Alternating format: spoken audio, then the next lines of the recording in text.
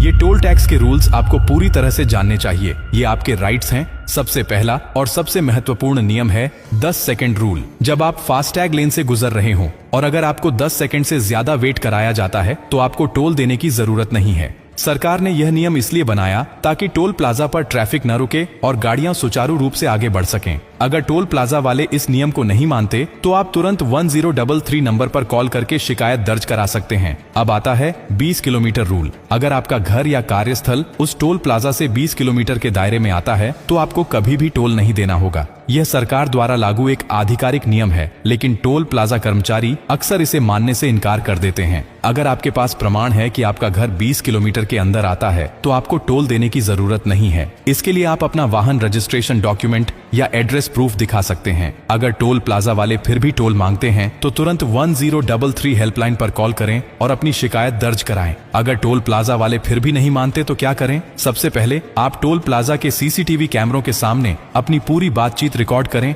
और उन्हें यह दिखाएं कि आप अपने अधिकारों के बारे में जानते हैं। अगर वे फिर भी जिद करते हैं तो उन्हें यह पोस्ट दिखाइए और बताइए कि सरकार ने स्पष्ट निर्देश दिए हैं कि इन परिस्थितियों में टोल वसूलना अवैध है। अगर वे फिर भी नहीं मानते तो 1033 पर कॉल करें और उनकी मनमानी की शिकायत दर्ज कराएं। 1033 हेल्पलाइन क्यों बनाई गई है? ये helpline national highway authority of India द्वारा शुरू की गई है ताकि टोल प्लाजा पर हो रही किसी भी धांधली को रोका जा सके। अगर आपकी शिकायत सही पाई जाती है तो टोल प्लाजा के खिलाफ कार्रवाई की जाएगी। अगर फिर भी आपकी समस्या हल नहीं होती तो आखिरी विकल्प क्या है? अगर 1033 पर शिकायत करने के बावजूद आपकी समस्या हल नहीं होती है और टोल प्लाजा वाले लगातार मनमानी कर रहे हैं तो आप अपने क्षेत्र के NHAI अधिकारी से संपर्क कर सकते हैं। इसके अलावा आप RTI दायर कर सकते हैं और पूछ सकते हैं कि टोल प्लाजा की मनमानी को रोकने के लिए सरकार ने अब तक क्या कदम उठाए हैं। इस जानकारी को ज्यादा से ज्यादा लोगों तक पहुंचाना जरूरी है। टोल प्लाजा वाले अक्सर उन लोगों से ज्यादा पैसे वसूलने की कोशिश करते हैं जिन्हें इन नियमों की जानकारी नहीं होती।